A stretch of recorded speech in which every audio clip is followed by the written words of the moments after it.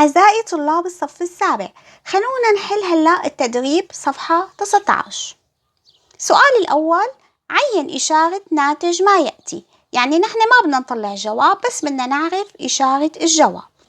عندي أنا -5 ضرب -8، عددين من إشارتين مختلفتين، إذن الجواب بيكون إشارته سالبة.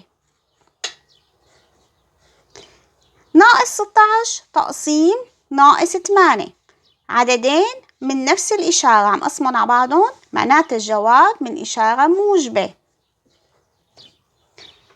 9 ضرب -48، هي التسعة ما محطوط قدامها إشارة، معناتها إشارتها موجبة. زائد 9 زائد وناقص إشارتين مختلفتين، معناته الجواب إشارته سالبة. 145 تقسيم -5، مثل ما قلنا كمان 145 ما قدامها إشارة، معناتها إشارتها موجبة. زائد 145 تقسيم -5، إشارتين مختلفتين، الجواب إشارته سالبة. السؤال الثاني: أوجد ناتج ما يأتي. نموذج أول شيء A: -2 ضرب -6. أول شيء بنضربهم ببعضهم، بعدين بنحط الإشارة. 2 ضرب 6 12، إشارتين مختلفتين، معناتها إشارة الجواب سالبة.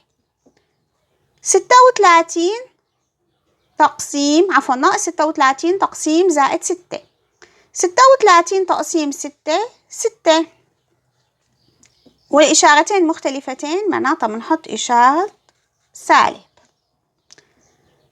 هلا -4 ضرب -2، طبعا هون ما محطوط ضرب، بس نحن بنعرف بالكتابة المختزلة إنه هون في ضرب.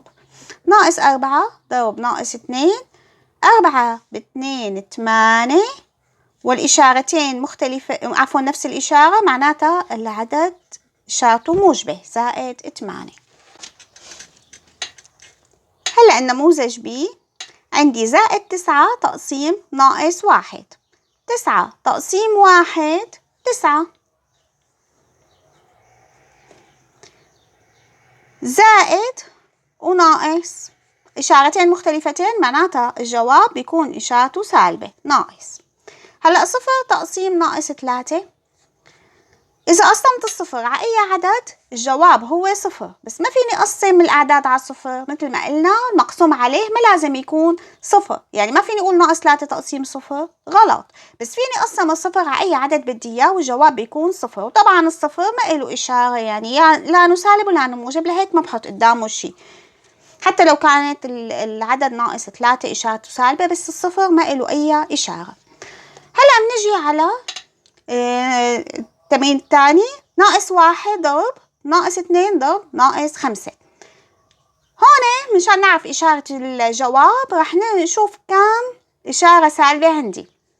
إذا كان العدد عدد الإشارات السالبة عدد زوجي، بيكون الجواب إشارته موجبة، وإذا كان عدد فردي بيكون الجواب إشارته سالبة. تعالوا نعدهم: 1 2 3، عندي 3 إشارات سالبة، معناتها الجواب إشارته سالبة لأنه عدد فردي.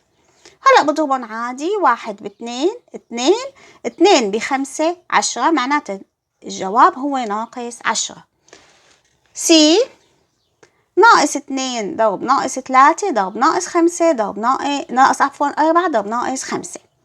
نفس الطريقة بنعد الإشارات السالبة: 1 2 3 4، 4 عدد زوجي، عندي 4 إشارات سالبين، معناتها عدد زوجي، معناتها الجواب إشارته موجبة، زائد 2 ضرب 3، هدول مع بعضهم 6، وهدول 4 ب5 قد 4 ب5 20، 6 ضرب 20 شو 120، معناتها الجواب هو زائد 120.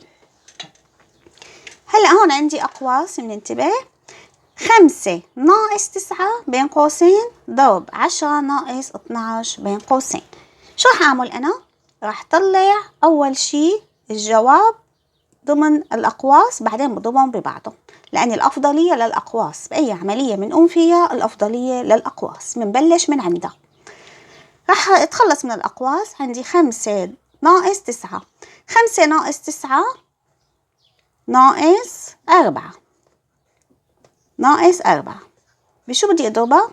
10 ناقص 12. 10 ناقص 12 الجواب هو ناقص 2. معناته صار عندي أنا ناقص 4 ضرب ناقص 2. 4 ب2 8 ناقص وناقص إشارة معناتها موجبة زائد 8. عندي هون ناقص 3 زائد 6 مضروبة بناقص 25 زائد 50 ناقص 18 ناقص 7.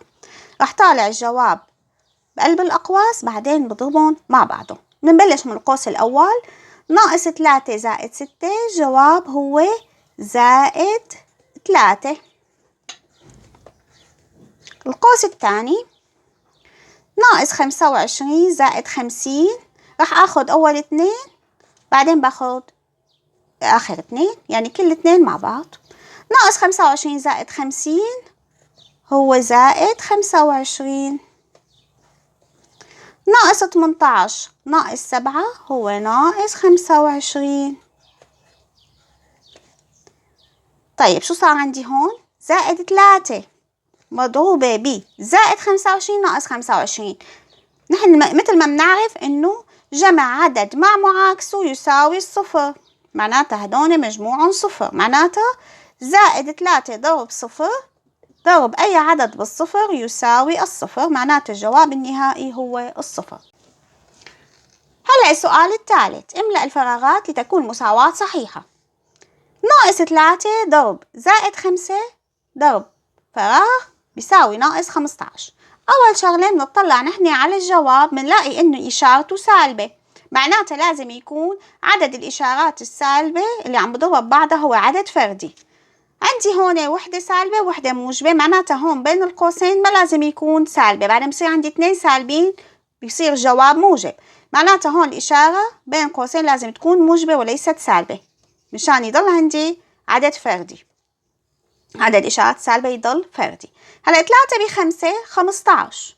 15 بشو بدي أضربها حتى تطلع 15؟ بالواحد، معناتها بحط بين قوسين زائد 1.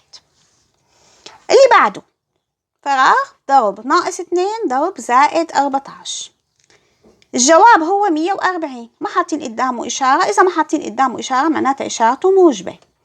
معناتها قديش عدد الإشارات السالبة بتكون؟ لازم تكون عددها زوجي. عددها زوجي. عندي هون وحدة سالبة، معناتها هون لازم يكون سالبة كمان، عدد زوجي حتى يطلع الجواب موجب. ناقص، بس ناقص شو؟ هلأ بنشوف. 2 ضرب 14. 2 ب 14 قد ايه؟ 2 ب 14 28. 28 بشو بدي أضربها حتى تطلع 140؟ ب5. معناتها 5 ب2 ب 14 بيطلع معي 140. عندي هون فراغ ضرب كمان فراغ ضرب زائد 9 ضرب ناقص 2 بيساوي ناقص 36. الجواب إشارته سالبة، معناتها عدد الإشارات السالبة هون لازم تكون فردية. عندي 1 سالب، معناتها هون بالفراغين لازم يكون اثنيناتهم، يا اثنيناتهم إشارتهم سالبة وهيك بصير عندي 3 إشارات سالبة، معناتها الجواب سالب، يا اثنيناتهم إشارتهم موجبة. يعني فيني يكون اثنيناتهم موجبين أو اثنيناتهم سالبين، الاثنين صح. رح أخذهم اثنيناتهم موجبين زائد 1 زائد. طيب هلأ شو هو؟ 9 ضرب 2 18. 18 بشو بدي أضربها حتى تصير 36؟ عندي الاثنين وعندي الواحد. 2 و1 زائد 1 ضرب زائد 2 ضرب زائد 9 ضرب ناقص 2 بيساوي ناقص 36. هلا عندي هون ناقص 123 ضرب ناقص 47 ضرب فراغ بيساوي الصفر. مازالوا الجواب صفر، معناتها هون لازم حط صفر، لأني ضرب أي عدد بالصفر بيساوي الصفر، معناتها بحط هون بين قوسين العدد صفر. وهيك أعزائي الطلاب نكون خلصنا التدريب صفحة 19. بشوفكن الدرس الجاي.